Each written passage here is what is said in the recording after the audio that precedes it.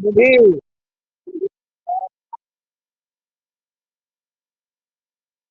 Now, students, today I am going to start the topic dry cell. कल आप next previous lecture में आपको मैंने बताया था कि ड्राई सेल जो है क्या होता है और कैसे उसका फंक्शन होता है, ये मैंने आपको बताया था। तो यहाँ पे देखिए, ड्राई सेल में नेट सेल रिएक्शन है 2MnO2 plus ammonium ion plus zinc gives out hydroxy manganese oxide ammonia and zinc ion. यहाँ पे जो अमोनिया बन रहा है इसमें से अमोनिया गैस रिलीज नहीं होगी, क्योंकि अमोनिया गैस जो है जिंक आयन के साथ रिएक्शन करके टेट्राएमाइन जिंक 2 आयन बनाता है, जो कि एक कॉम्प्लेक्स आयन है। इस वजह से तुमको जब ड्राई सेल यूज करते हो तो अमोनिया की स्मेल नहीं आती है। उसके पीछे रीजन ये। अब हम लोग देख लेते हैं इसका जो स्टैंडर्ड सेल पोटेंशियल होता है वो कितना होता है, 1.5 वोल्ट। जो ड्राई सेल होता है हमारा, उसका स्टैंडर्ड सेल पोटेंशियल होता है 1.5 वोल्ट। ठीक है, तो अब इसमें हम लोग पहले कुछ मेरिट्स देख लेते हैं। मेरिट्स ऑफ ड्राई सेल, तो जैसे पहला मेरिट है, फर्स्ट मेरिट है कि ये आपका एनडी होता है।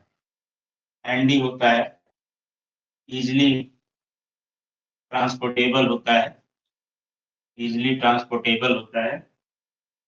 इजिली ट्रांसपोर्टेबल एनडी होता है और इजिली ट्रांसपोर्टेबल होता है। मतलब आप आसानी से इसको कहीं पर भी ले जा सकते हैं, कहीं पर भी आप इसको ट्रांसफर कर सकते हैं। Second, no pollution. No pollution, कोई इससे पोल्यूशन नहीं होता, क्योंकि इसमें जो कार्बन पाउडर है, अमोनियम क्लोराइड है, वो सब जो है धीरे धीरे जब इनको हम थ्रो कर देते हैं, फेंक देते हैं, तो धीरे धीरे अपने आप ही खत्म हो जाते हैं। ग्रेफाइट की राख होती है। ये इसके कुछ मेरिट्स हैं, लेकिन इसके डिमेरिट्स भी हैं। डिमेरिट्स में क्या है? डिमेरिट्स में है इसका, डिमेरिट्स में पहला है कि ये जो है आपका सबसे साथ इसके साथ बड़ी प्रॉब्लम है कि it's efficiency decrease gradually. It's efficiency efficiency decreases gradually. Its efficiency decreases gradually. ये है इसके साथ। मतलब कि आप जैसे आज नया ड्राई सेल खरीद के लाए, तो आप देखते हैं कि धीरे धीरे धीरे धीरे, जैसे मान लीजिए आपने उसको टार सीमेंट लगाया, तो आप 15 दिन 20 दिन 1 महीना बीतते बीतते उसमें से लगभग लाइट निकलती है टार्च से। तो ऐसा क्यों होता है, क्यों इसकी इफिशियंसी धीरे धीरे घट जाती है? तो उसके पीछे रीजन ये है, इसमें इसके सेल रिएक्शन में आयंस इन्वॉल्व। आयंस इन्वॉल्व, तो आप रीजन क्या देंगे? Since its net cell reaction, net cell reaction ions are involve. Ions are involve. Ions involve होने के कारण इसकी इफिशियंसी जो है ग्रेजुअली डिक्रीज, क्योंकि इसके नेट सेल रिएक्शन में आयंस इन्वॉल्व हैं, जिनका कंसंट्रेशन टाइम के साथ घटता है। विच कंसंट्रेशन डिक्रीजेस,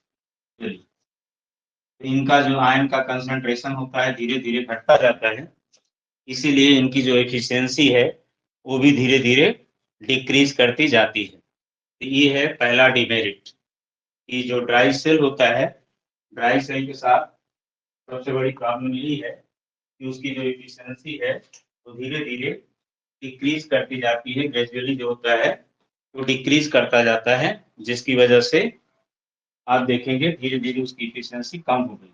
सेकेंड जो इसका डीमेरिट होता है, जो सेकेंड डीमेरिट है कि when dry cell even not in use, even not in use, not in use, it gets damaged, it gets damage.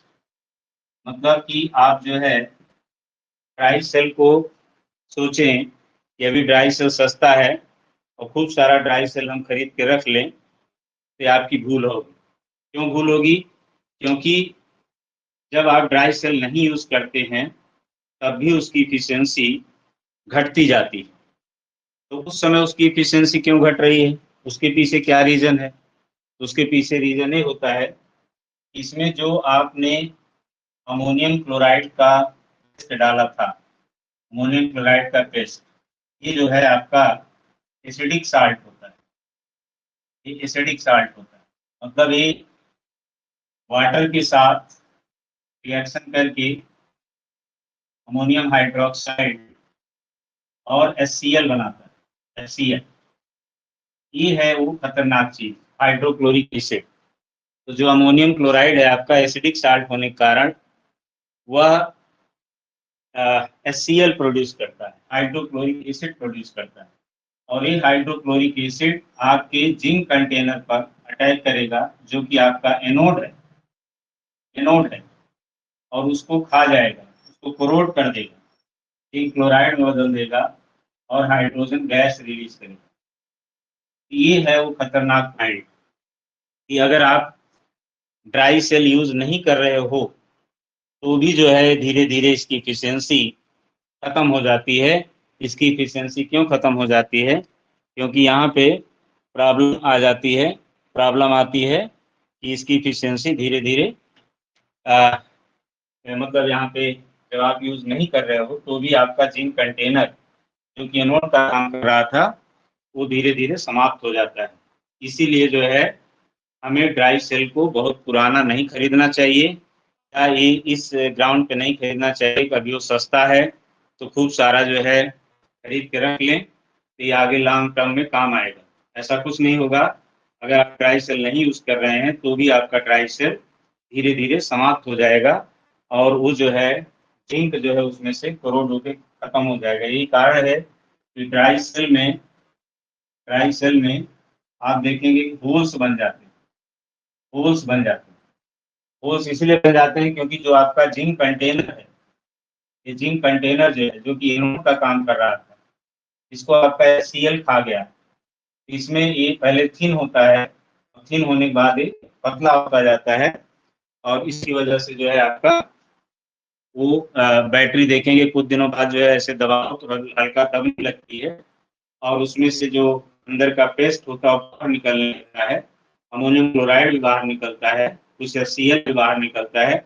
इसीलिए कहा जाता है कि ड्राई सेल को किसी इलेक्ट्रॉनिक इक्विपमेंट में लगा के लॉन्ग टर्म के लिए छोड़ना नहीं चाहिए, क्योंकि अगर आप ऐसा करते हैं तो जो अंदर का पेस्ट है निकल आएगा और आपके इलेक्ट्रॉनिक सर्किट पे गिरेगा और इलेक्ट्रॉनिक सर्किट को डैमेज कर देगा।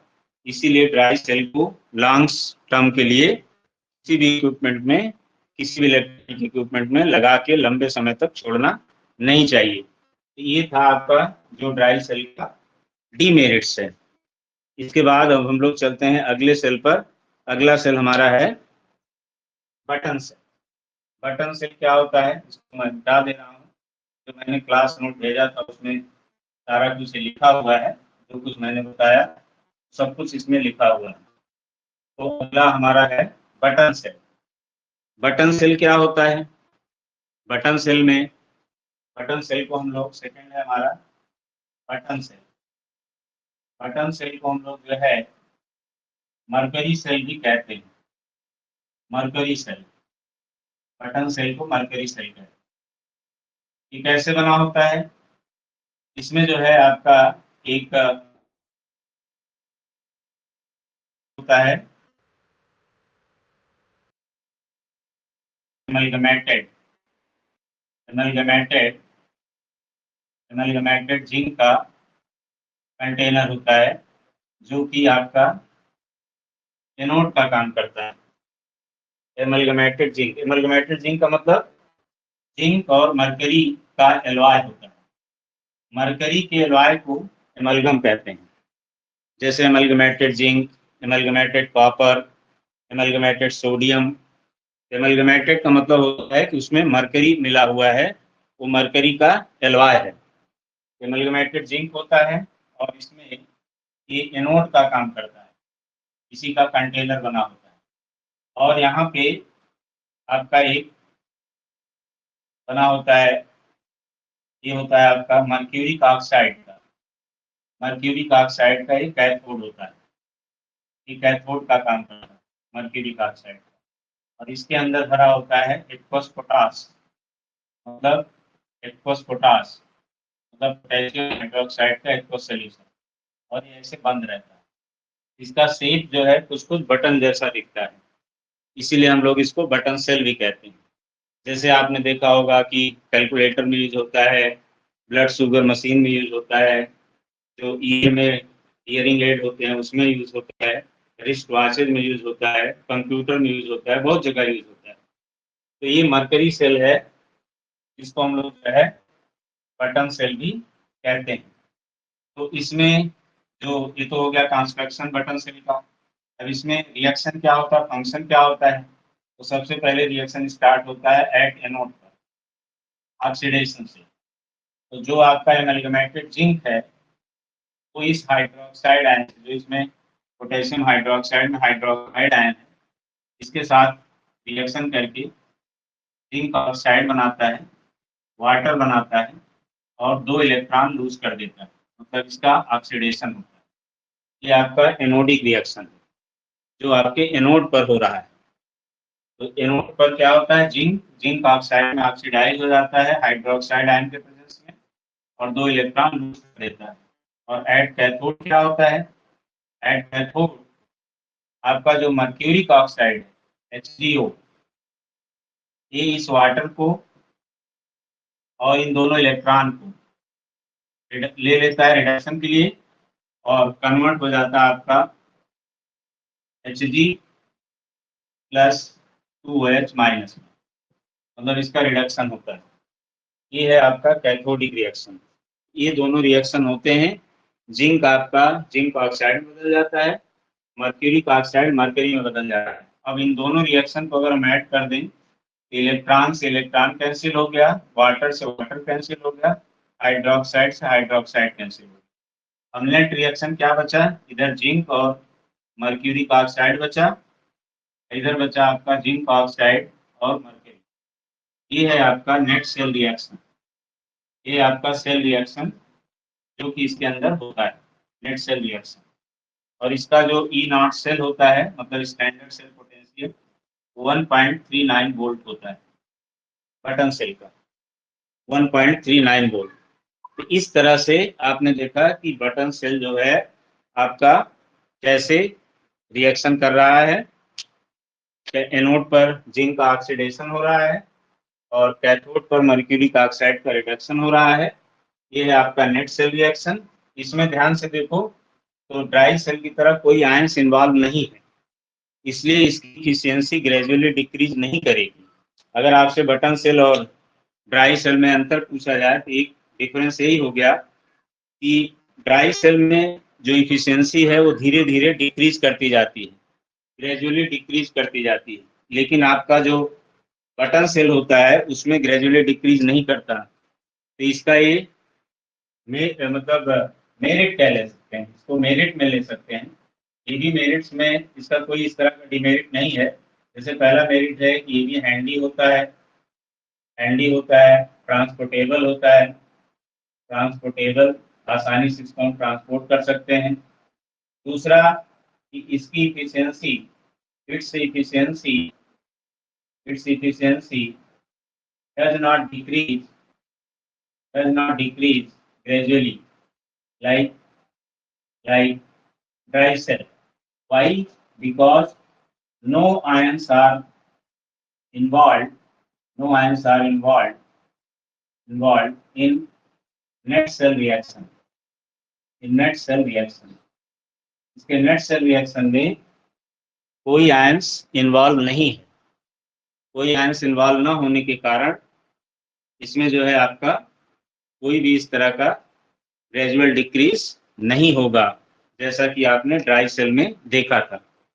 दूसरा, वहां पे क्या प्रॉब्लम थी कि जब ड्राई सेल आप यूज नहीं करते हो तो भी अमोनियम क्लोराइड एसिडिक साल्ट होने के कारण पेस्ट में HCl प्रोड्यूस करता है और HCl जिंक कंटेनर को कोरोड कर देता है, खा जाता है, होल्स बना देता है, उसकी लेयर को थिन कर देता है। लेकिन यहाँ पे ऐसी प्रॉब्लम नहीं होती, क्योंकि यहाँ पर कोई भी एसिड प्रोड्यूस नहीं हो रहा है। तो यहाँ पे हम लिख सकते हैं it does not damage when not in use,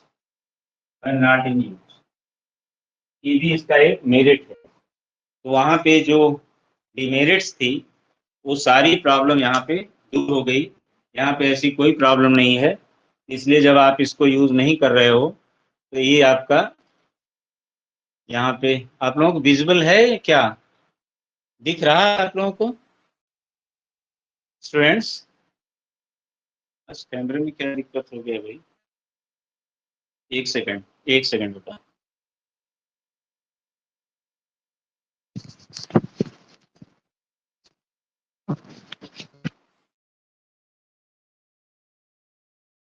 Yes, I think it is clear now.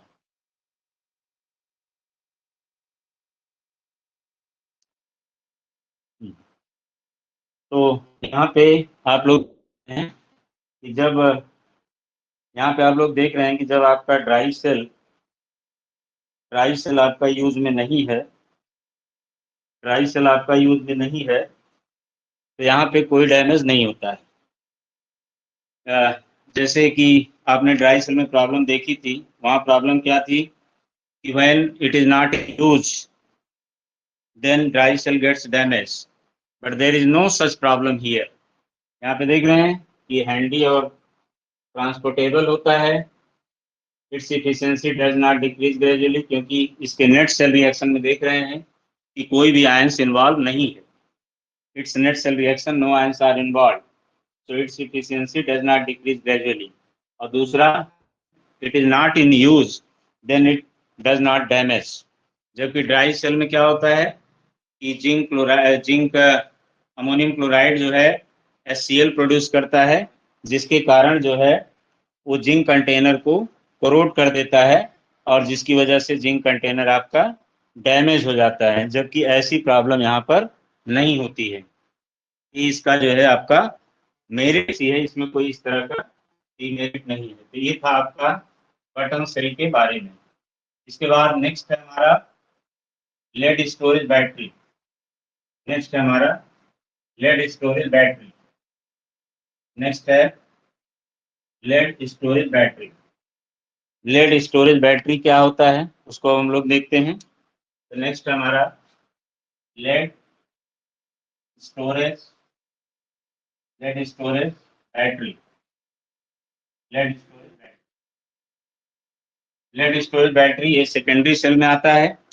Secondary cell मैंने आपको बताया था कि क्या होता है। सेकेंडरी सेल में ये होता है कि अगर आप उसको बार बार रिचार्ज करेंगे तो आप ऐसा कर सकते हैं। तो लेड स्टोरेज बैटरी का कंस्ट्रक्शन पहले देखते हैं। इसमें एक हम लोग इस तरह का बॉक्स लेते हैं, कार्डबोर्ड टाइप का। अगर आपको 6 वोल्ट की बैटरी बनाना है तो 3 सेट आपको कैथोड एनोड का लगाना होगा। 12 वोल्ट की बैटरी बनाना है तो आपको 6 सेट लगाना पड़ेगा। इसी तरह से अगर आपको 24 वोल्ट की बैटरी बनाना है तो आपको 12 सेट लगाना पड़ेगा। मतलब एक सेट से 2.001 वोल्ट इलेक्ट्रिसिटी प्रोड्यूस होती है। इसमें हम लोग क्या करते हैं कि लेड रॉड जो है ऐसी, मान लो हम 6 वोल्ट की बैटरी बना रहे हैं तो हमने लेड रॉड लगा दिया है और लेड रॉड को हमने कनेक्ट कर दिया इधर से। ये है आपका लेड रॉड और ये काम करेगा एनोड का, ये काम करता है एनोड का। और इसी में हम लोग मिलाएंगे लेड ऑक्साइड का कैथोड लगाएंगे। देखो यहाँ पे हमने 3 सेट लगाया, मतलब ये 6 वोल्ट की बैटरी बनेगी। यहाँ पे हमने लगा दिया लेड ऑक्साइड, ये लेड ऑक्साइड को हमने लगा के यहाँ से कनेक्ट कर दिया। ये आपका लेड ऑक्साइड है, PbO2 लेड ऑक्साइड रॉड है और ये आपका कैथोड का काम करेगा। और ये 3 चैम्बर होते हैं, परफोरेटेड होते हैं, मतलब इनमें होल्स होते हैं, जालीदार होते हैं। और इसके अंदर हम लोग ले लेंगे डाइल्यूट H2SO4। डाइल्यूट H2SO4 जिसको हम लोग बैटरी वाटर कहते हैं, डाइल्यूट H2SO4 ले लेंगे, जिसकी डेंसिटी लगभग 1.34 ग्राम पर ml होती है। इस डेंसिटी का हम लोग सोल्यूशन ले लेते हैं डाइल्यूट H2SO4 का। ठीक है, तो डाइल्यूट H2SO4 का ये सोल्यूशन हम लोग ले लेंगे यहाँ पर 1.34 ग्राम पर ml। ये आपका कंस्ट्रक्शन हो गया लेड स्टोरेज बैटरी का, जो गाड़ियों में, बाइक में या इन्वर्टर बैटरी के रूप में यूज होता है। ये इसका कंस्ट्रक्शन। लेड रॉड एनोड होता है और लेड ऑक्साइड PbO2 रॉड आपका कैथोड का काम करता है। एनोड हो गया और ये आपका कैथोड का काम करेगा। तो जब आप इसको यूज करते हैं, मतलब ड्यूरिंग डिस्चार्ज, डिस्चार्ज का मतलब आप इसको यूज कर रहे हैं, इसके अंदर क्या रिएक्शन होता है ड्यूरिंग डिस्चार्ज। डिस्चार्ज का मतलब व्हेन इन यूज, जब आप इसको यूज कर रहे हैं तो इसमें क्या रिएक्शन होता है। इसमें रिएक्शन ये होता है कि एट एनोड जो है आपका, जो लेड रॉड है Pb, ये आपका डाइल्यूट H2SO4 के सल्फेट आयन के साथ रिएक्शन करके लेड सल्फेट बनाता है और ऑक्सीडाइज हो जाता है बाय लूजिंग इलेक्ट्रॉन। इस तरह से इसका ऑक्सीडेशन है। तो ये एनोड पर ये रिएक्शन होता है कि लेड सल्फेट आयन से रिएक्शन करके लेड सल्फेट बनाता है। और एट कैथोड क्या रिएक्शन होगा, एट कैथोड आपका जो लेड ऑक्साइड रॉड है PbO2, वो इस एक सल्फेट आयन भी लेता है डाइल्यूट H2SO4 से, और यहाँ पे 4H प्लस आयन लेगा। एक सल्फेट H2SO4 में क्या होता है, H2SO4 में 2H प्लस और सल्फेट आयन होता है। तो एक सल्फेट आयन कंज्यूम हुआ यहाँ पे, 2H प्लस यहाँ बच गया, और दूसरा सल्फेट आयन यहाँ पे कंज्यूम हुआ तो 2H प्लस और बच गया। तो मतलब टोटल 4H प्लस आयन हो गए। 4H प्लस आयन प्लस ये 2 इलेक्ट्रॉन, ये ले करके ये बन जाता है अगेन PbSO4 प्लस 2 वाटर। ये होता है आपका रिएक्शन। कैथोड रिडक्शन हो रहा है, इलेक्ट्रॉन गेन कर रहा है तो रिडक्शन हो रहा है। अब अगर हम इन दोनों रिएक्शन को ऐड कर दें तो इलेक्ट्रॉन इलेक्ट्रॉन कैंसिल हो गया। यहाँ क्या क्या बचा, Pb plus PbO2 plus 4H ion और 2 सल्फेट मिला के देंगे तो 2H2SO4 बन जाएगा। तो सल्फ्यूरिक एसिड गिव्स आउट, दोनों PbSO4 है तो 2 PbSO4 प्लस 2 वाटर। ये होता है आपका नेट सेल रिएक्शन। ये है आपका cell reaction. This is the cell reaction during discharge of the inverter battery or during discharge of the lead storage battery। और इस एक सेट से जो है आपको 2.001 वोल्ट इलेक्ट्रिसिटी मिलती है। इसका जो E0 सेल होता है वो 2.001 वोल्ट होता है, मतलब 2 वोल्ट मान लें तो 2 3 जा 6। इस तरह से अगर 3 सेट आपने लगाया तो 6 वोल्ट की बैटरी बन जाएगी। और अगर आपने जो है 12 वोल्ट की बैटरी बनाना है तो आपको 6 सेट लगाना पड़ेगा। 24 वोल्ट की बैटरी बनाना है तो आपको 12 सेट लगाना पड़ेगा, क्योंकि एक सेट आप कैथोड और एनोड से हमको 2.001 वोल्ट इलेक्ट्रिसिटी मिलती है। ये है ड्यूरिंग डिस्चार्ज या during use of the lead storage battery, ये आपका रिएक्शन होता है। ये रिएक्शन आपको याद रखना चाहिए क्योंकि एग्जाम में आता है construction of the lead storage battery and write the reactions involved during its discharge and recharge। क्योंकि ये सेकेंडरी सेल है, इसको हम बार बार रिचार्ज भी कर सकते हैं। तो जब हमें इसको रिचार्ज करना होगा तो कैसे करेंगे, क्या रिएक्शन होगा ड्यूरिंग रिचार्ज, इसका क्या रिएक्शन होगा, जो यहाँ पे डिस्चार्ज में रिएक्शन हो रहा है यही रिएक्शन ठीक उल्टा हो जाएगा। तो ड्यूरिंग ड्यूरिंग रिचार्ज आप इसके अंदर इलेक्ट्रिसिटी चार्जर से प्रोवाइड करेंगे, चार्जर लगा देंगे।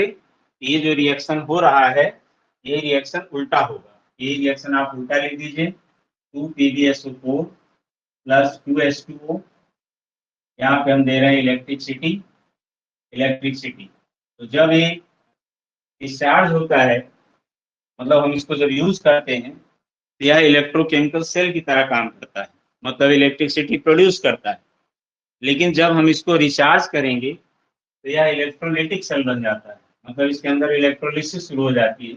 और यही रिएक्शन उल्टा लिखना है, जो यहाँ प्रोडक्ट है वो रिएक्टेंट बन जाएगा और जो रिएक्टेंट है वो प्रोडक्ट बन जाएगा। मतलब आपको मिलेगा Pb plus PbO2 plus 2H2SO4। ये रिएक्शन होगा during the recharge of the lead storage battery. ये रिएक्शन आप उल्टा लिख देंगे, लेकिन यहाँ इलेक्ट्रिसिटी लिखना नहीं भूलेंगे, क्योंकि जब आप इलेक्ट्रिसिटी दे रहे हैं चार्जर से, तभी जो है वो आपका फिर से वो जो है वो आपका रिचार्ज हो जाएगा। अब यहाँ पे देखो इस रिएक्शन में क्या हो रहा है, वाटर बनता है। ये वाटर धीरे धीरे वेपराइज हो जाता है। इसीलिए आप देखते होंगे कि जब इन्वर्टर बैटरी या लेड स्टोरेज बैटरी को रिचार्ज किया जाता है, तो उसमें थोड़ा सा बैटरी वाटर मतलब डाइल्यूट H2SO4 हम उसमें डाल देते हैं। और कब हमें इसको रिचार्ज करने की जरूरत पड़ती है, जब डेंसिटी घट के 1.23 ग्राम पर ml के आसपास आ जाती है, तो समझ जाओ कि उसको अब आपको रिचार्ज करने की जरूरत है। यही कारण है कि आप देखते होंगे इन्वर्टर बैटरी में भी समय समय पर उसमें थोड़ा पानी डाला जाता है। इसीलिए डाला जाता है क्योंकि जो ये रिएक्शन होता है, इस रिएक्शन में वाटर बनता है और ये वाटर धीरे धीरे वेपराइज होता जाता है, जिसकी वजह से उसमें वाटर की कमी हो जाती है। तो जब रिचार्ज करते हो तो देखो वाटर की जरूरत पड़ती है, तो आपको यहाँ पे डिस्टिल वाटर या बैटरी वाटर दोनों में से कोई भी आप उसमें डाल सकते हैं और फिर वह आराम से रिचार्ज हो जाएगा। तो ये है ड्यूरिंग डिस्चार्ज रिएक्शन और यह है during recharge of the lead storage battery या इन्वर्टर बैटरी। तो आप जब भी इस तरह का देखें, रिएक्शन देखें, तो इस पे क्वेश्चन कैसे आएगा, क्वेश्चन ऐसे आएगा कि discuss the construction of lead storage battery. तो आपको ये पिक्चर बना देना है, lead oxide rod cathode, lead rod anode, dilute H2SO4 जिसकी डेंसिटी लगभग 1.34 ग्राम पर ml होती है। ये हो जाएगा आपका कंस्ट्रक्शन। और right the reactions involve during its discharge and recharge. तो आप जो है या तो दोनों रिएक्शन लिख के फुल रिएक्शन लिखिए, या तो फिर आप कंप्लीट सेल रिएक्शन लिख दीजिए। सेल रिएक्शन लिख दीजिए, नहीं तो आप हाफ हाफ रिएक्शन लिख दीजिए। पहले एनोड का रिएक्शन लिख दीजिए और उसके बाद फिर कैथोड का रिएक्शन लिख दीजिए। इस तरह से आप दोनों रिएक्शन यहाँ पे लिख करके आराम से इसको कंप्लीट ज्वाइन कर सकते हैं। ये आपका सेल रिएक्शन हो जाएगा। और ये जो रिएक्शन है, ये जब आप उसको रिचार्ज करते हो तब ये रिएक्शन होता है। ये था आपका लेड स्टोरेज बैटरी का कंस्ट्रक्शन एंड फंक्शन।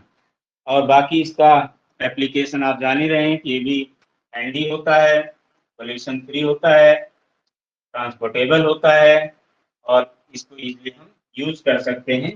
कोई इसमें खास डिमेरिट ऐसा नहीं है। ये हो गया आपका लेड स्टोरेज बैटरी के बारे में, ये आपका सेकेंडरी सेल में आता है। अब लास्ट टॉपिक पे आ गए हम, वो है हमारा फ्यूल सेल। फ्यूल सेल अगला और लास्ट टॉपिक है हमारा फ्यूल सेल। तो फ्यूल सेल हमारा क्या होता है, व्हाट इज फ्यूल सेल। जैसे कि नाम से लग रहा है कि फ्यूल सेल फ्यूल के लिए यूज किया गया है।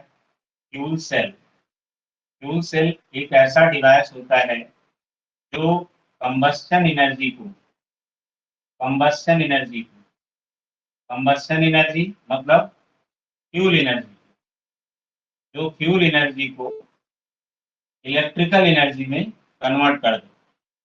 इलेक्ट्रिसिटी में इलेक्ट्रिकल एनर्जी, या हम कह दें इलेक्ट्रिसिटी में कन्वर्ट कर दे फ्यूल एनर्जी को या कंबस्शन एनर्जी को। तो जो डिवाइस ऐसा करता है उस डिवाइस को फ्यूल सेल कहते हैं। ये इसकी डेफिनेशन। तो what is the fuel cell? A device which converts combustion energy or fuel energy into electrical energy or electricity is called fuel cell. इसमें कौन कौन सा हम फ्यूल यूज करते हैं? इसमें कई तरह का फ्यूल यूज कर सकते हो। हाइड्रोजन यूज कर सकते हो, मीथेन यूज कर सकते हो, कार्बन मोनोऑक्साइड यूज कर सकते हो, मिथेनॉल यूज कर सकते हो, लाइक दिस। इस तरह से आप इन फ्यूल को यूज कर सकते हो। और इसमें जो ऑक्सीडाइजर होता है, कौन सा ऑक्सीडाइजर? तो कंबस्शन का जो ऑक्सीडाइजर है वही ऑक्सीजन, ऑक्सीजन यूज करते हैं। तो ऑक्सीडाइजर जो होता है आपका, ये ऑक्सीडाइज करता है, तो इसका खुद का रिडक्शन होगा, तो ये एट कैथोड जाएगा, ये एट कैथोड जाता है। और जो फ्यूल होता है वो कहाँ पे जाता है? एट एनोड पर, एट एनोड पर, क्योंकि वो ऑक्सीडाइज होगा। तो ऑक्सीडेशन जिस इलेक्ट्रोड पर होता है वो एनोड होता है, और रिडक्शन जिस इलेक्ट्रोड पर होता है वो आपका कैथोड होता है। तो ऑक्सीजन का यहाँ पे क्या होगा? रिडक्शन होगा। जब ऑक्सीजन का रिडक्शन होगा तभी यह फ्यूल को ऑक्सीडाइज करेगा। तो इस तरह से ऐसे भी छोटे छोटे सिली क्वेश्चंस आते हैं कि फ्यूल सेल में फ्यूल किस इलेक्ट्रोड पर जाता है, तो आपको जवाब देना है एनोड पर। या ऑक्सीजन किस इलेक्ट्रोड पर जाता है, तो आपको जवाब देना है कैथोड पर। ये है आपका फ्यूल सेल में जो जरूरत है। अब हम लोगों को सिलेबस में पढ़ना है hydrogen oxygen fuel cell, oxygen hydrogen oxygen fuel cell. तो फ्यूल सेल का नाम किस बेसिस पे पड़ता है? कौन सा फ्यूल यूज किया, और ऑक्सीडाइजर तो हमेशा ऑक्सीजन ही होगा। तो हम लोग जो फ्यूल सेल पढ़ने जा रहे हैं उसमें हम फ्यूल यूज करेंगे हाइड्रोजन, और ऑक्सीडाइजर यूज करेंगे ऑक्सीजन। इसलिए इस फ्यूल सेल का नाम है हाइड्रोजन ऑक्सीजन फ्यूल सेल। तो इसमें क्या होता है, कैसे बना होता है? इसमें आपका एक इस तरह से कंटेनर होता है, एक ऐसा कंटेनर होता है। इसमें दो प्लेटिनम के इलेक्ट्रोड्स होते हैं, इसलिए काफी कॉस्टली होता है। प्लेटिनम के इलेक्ट्रोड्स होते हैं, प्लेटिनम इलेक्ट्रोड्स।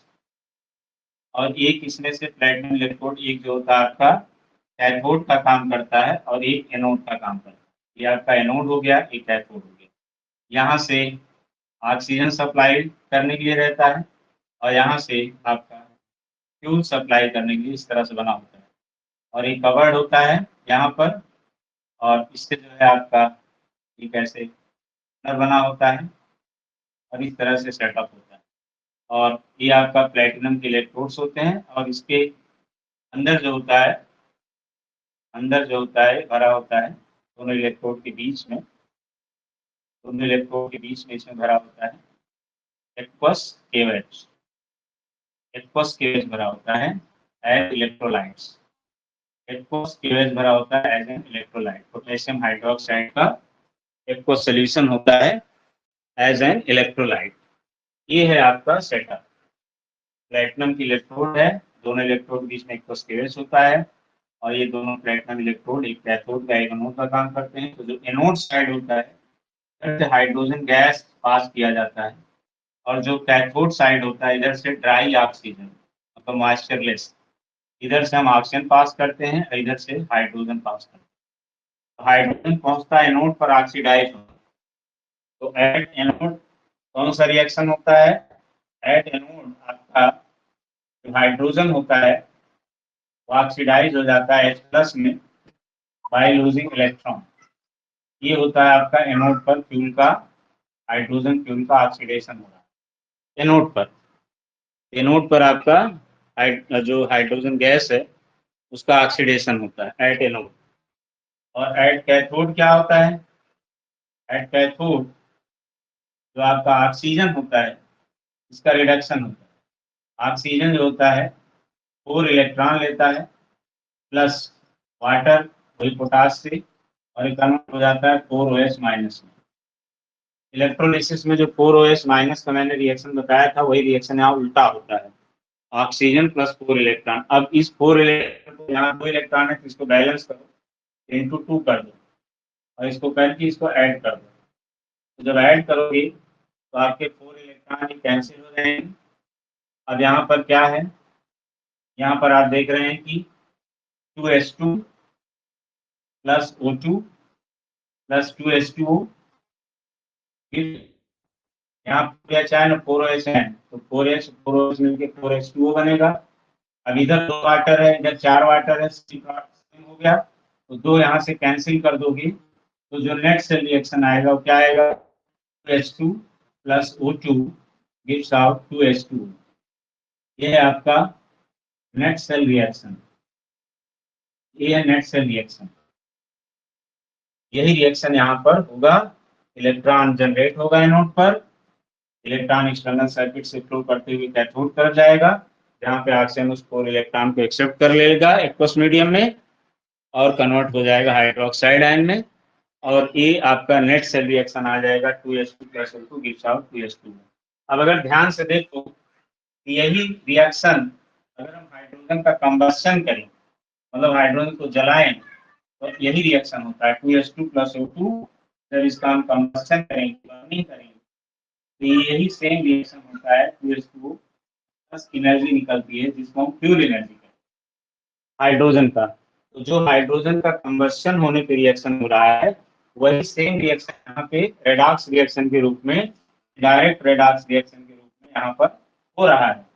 कैसे हो रहा है? हाइड्रोजन यहाँ आया, ऑक्सीडाइज हुआ, अपना इलेक्ट्रॉन इलेक्ट्रोड पर छोड़ा, इलेक्ट्रॉन फ्लो करते हुए एक्सटर्नल सर्किट से कैथोड पर पहुंचा, कैथोड पर ऑक्सीजन ने उस इलेक्ट्रॉन को ले लिया वाटर के प्रेजेंस में और हाइड्रोक्साइड आयन में कन्वर्ट हो गया। इस तरह से इलेक्ट्रॉन एनोड पर जनरेट होकर के एक्सटर्नल सर्किट के थ्रू फ्लो कर रहा है। तो ये क्या है? तो फ्लो ऑफ इलेक्ट्रॉन मतलब flow of negative charge, flow of negative charge मतलब फ्लो ऑफ इलेक्ट्रिसिटी। इस तरह से जो है इलेक्ट्रिसिटी फ्यूल सेल से प्रोड्यूस होती है।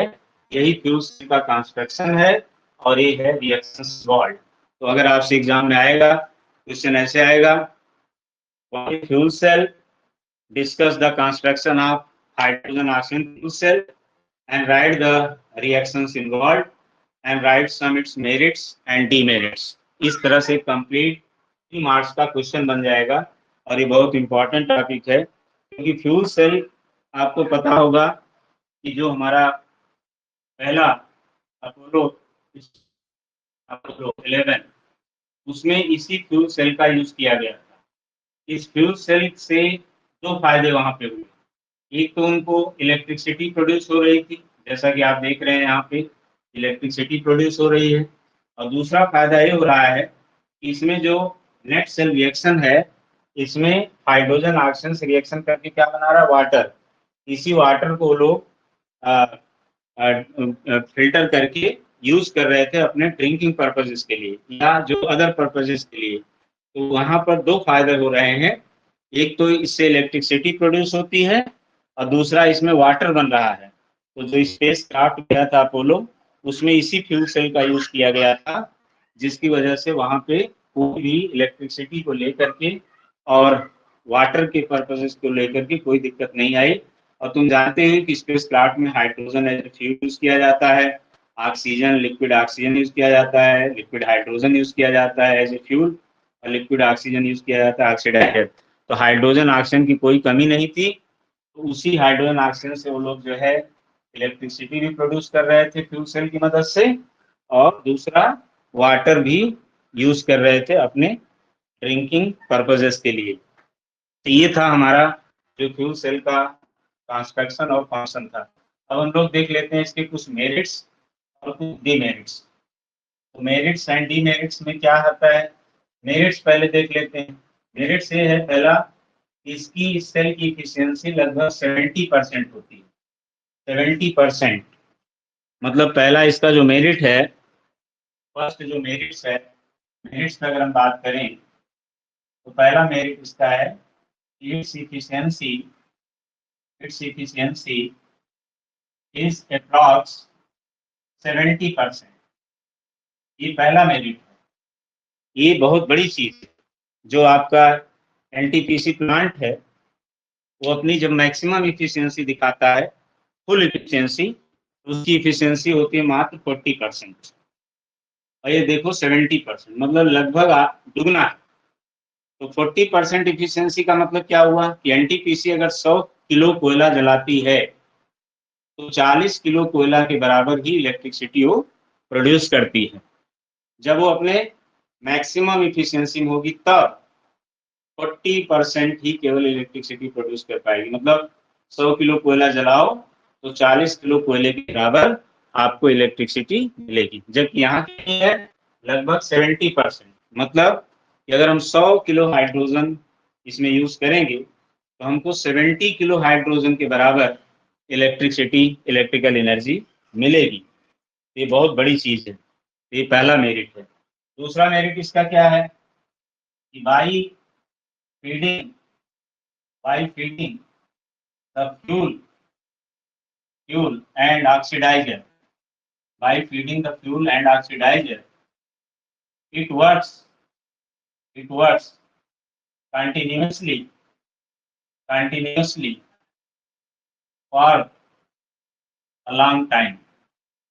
मतलब आप कहना क्या चाह रहा है, वो ये कह रहा है कि आप इसमें फ्यूल और ऑक्सीजन सप्लाई करते रहिए और इसको आप 5, 10 साल, 15 साल लगातार यूज कर सकते हैं, कोई दिक्कत नहीं है, बस और ऑक्सीजन की सप्लाई आप करते रहिए।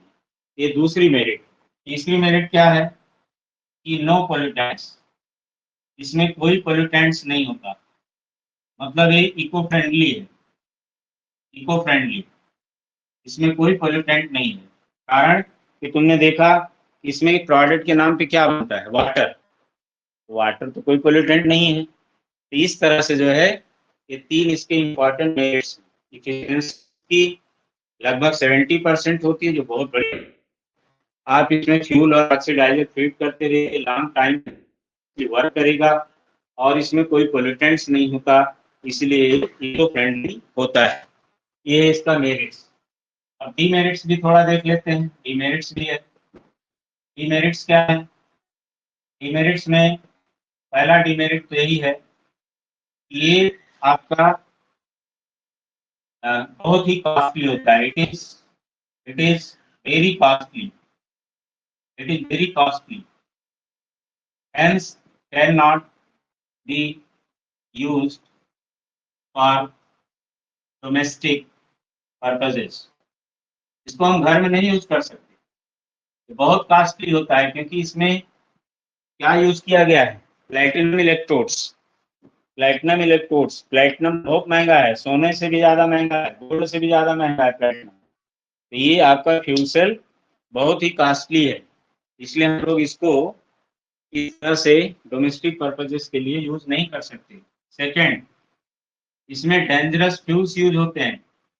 डेंजरस फ्यूल्स जैसे हाइड्रोजन यूज होता है, मीथेन यूज होता है, कार्बन मोनोऑक्साइड यूज होता है। तो ये डेंजरस फ्यूल्स यूज होने के कारण जरा सा भी अगर लीक हुआ तो आपका बैटरी सेल तो बाद में हाइड्रोजन आग पकड़ लेगा और घर द्वार सब जल जाएगा। तो मतलब इसलिए इसमें चूंकि बहुत डेंजरस फ्यूल होता है, मीथेन का भी यही हाल है, carbon monoxide deadly poisonous gas है। ये सब चूंकि इसमें डेंजरस फ्यूल यूज होते हैं, इसलिए भी हम इसको आसानी से ऐसे यूज नहीं कर सकते। इसको बहुत ही हाईटेक जो अरेंजमेंट है उसके साथ ही हम इसको यूज कर सकते हैं। ये दूसरी प्रॉब्लम है। तीसरी प्रॉब्लम है कि not transportable easily, not transportable easily, इसका हम इजीली ट्रांसपोर्टेशन नहीं कर सकते, क्योंकि इसमें इतनी dangerous gases, dangerous fuels use किए जाते हैं कि उनका हम आसानी से ट्रांसपोर्टेशन नहीं कर सकते। तो ये है आपका जो इसके कुछ मेरिट्स और डीमेरिट्स हैं। ये था फ्यूल सेल के बारे में। इसमें मैंने आपको पूरा बता दिया कि फ्यूल सेल का क्या काम है, फ्यूल सेल किसे कहते हैं। फ्यूल सेल वह डिवाइस होता है जो फ्यूल एनर्जी को इलेक्ट्रिकल एनर्जी में या इलेक्ट्रिसिटी में बदलता है। आपके सिलेबस में हाइड्रोजन ऑक्सीजन फ्यूल सेल है, उसका कंस्ट्रक्शन पढ़ना है, उसमें जो रिएक्शंस इन्वॉल्व हैं वो पढ़ने हैं, प्लस उसका मेरिट डिमेरिट पढ़ना है। बहुत ही इंपॉर्टेंट टॉपिक है। अब इसके बाद इसमें एक छोटा सा टॉपिक है, वो है आपका कोरोजन एंड इट्स मैकेनिज्म। इसमें आपको कोरोजन कोरोजन क्या होता है आप लोग जानते हैं। कोरोजन या रस्टिंग। कोरोजन क्या होता है? कोरोजन होता है कि जो मेटल्स होते हैं, खास करके जो रिएक्टिव मेटल्स हैं, रिएक्टिव मेटल्स, प्लेटिनम गोल्ड वगैरह छोड़ दो, जो रिएक्टिव मेटल्स हैं, सोडियम हो गया, आयरन हो गया, जिंक हो गया, ये सब जो आपके रिएक्टिव पोटेशियम हो गए, कैल्शियम हो गए, ये क्या होता है मॉइस्ट एयर के साथ, मॉइस्ट एयर मतलब एयर, ऑक्सीजन, वाटर, इन सब के प्रेजेंस में ये कुछ अनवांटेड मेटल कंपाउंड बनाते हैं, अनवांटेड मेटल कंपाउंड बनाते हैं on the surface of metal, on the surface of metal. उसी अनवांटेड कंपाउंड को हम लोग जो है रस्ट कहते हैं, rust. Those unwanted compounds are called rust, और इस प्रोसेस को हम लोग रस्टिंग या कोरोजन कहते हैं। तो जैसे आपका आयरन है, आयरन जब मॉइस्ट एयर के साथ, ऑक्सीजन, मॉइस्चर, इन सब के साथ रिएक्शन करता है तो आपको Fe2O3.XH2 मतलब हाइड्रेटेड फेरिक ऑक्साइड बनाता है, हाइड्रेटेड फेरिक ऑक्साइड बनाता है, फेरिक ऑक्साइड, जिसको जो कि ब्राउन कलर का होता है, जिसको हम लोग रस्ट कहते हैं।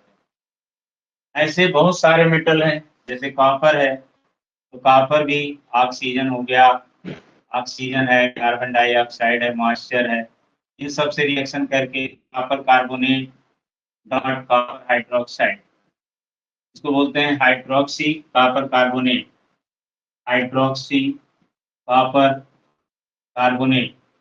ये आपका रस्ट होता है कॉपर का, ये ग्रीन कलर का रस्ट होता है, इसलिए आप देखते होंगे कॉपर के बर्तनों पर ग्रीन कलर के रस्ट बन जाते हैं।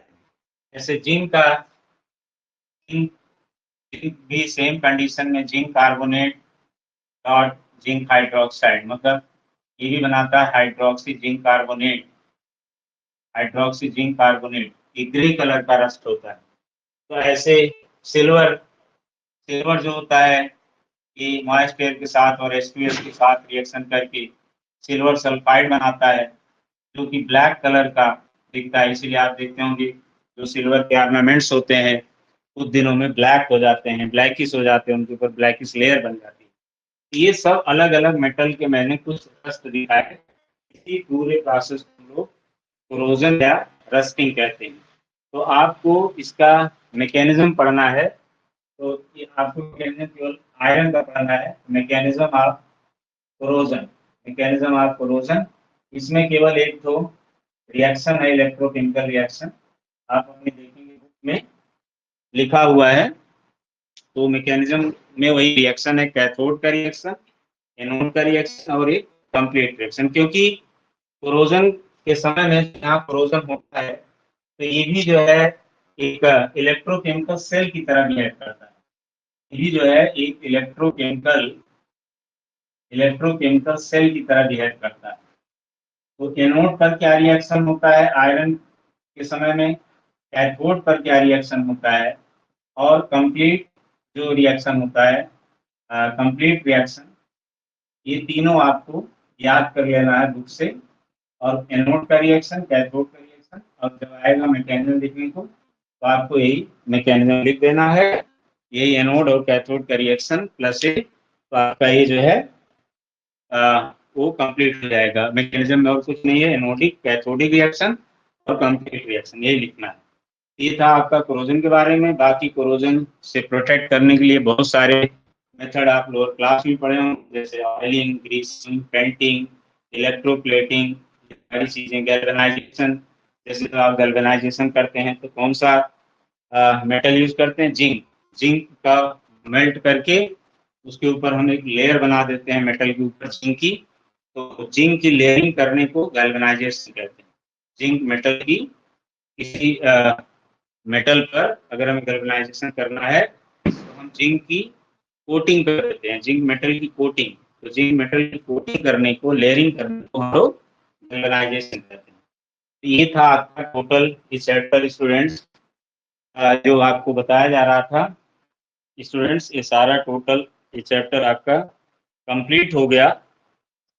आप लोगों ने इसके बारे में सारा पढ़ लिया स्टूडेंट्स। ये सारा जो है चैप्टर हमारा इलेक्ट्रोकेमिस्ट्री, ये 9 मार्क्स का चैप्टर है, ये कंप्लीट हो गया। इसमें सारे टॉपिक्स मैंने बता दिए, सारे टॉपिक्स हमने समझा दिए। और इसके सारे नोट्स भी PDF फाइल आपको ग्रुप में मैंने भेज दिया था। आई होप आप लोग लिख लिए होंगे और ये सारा चीज मैंने आपको समझा दिया। ये चैप्टर आपका कंप्लीट हो गया। इसके आगे जैसा होगा हम आपको बताएंगे। Okay, thank you, good night.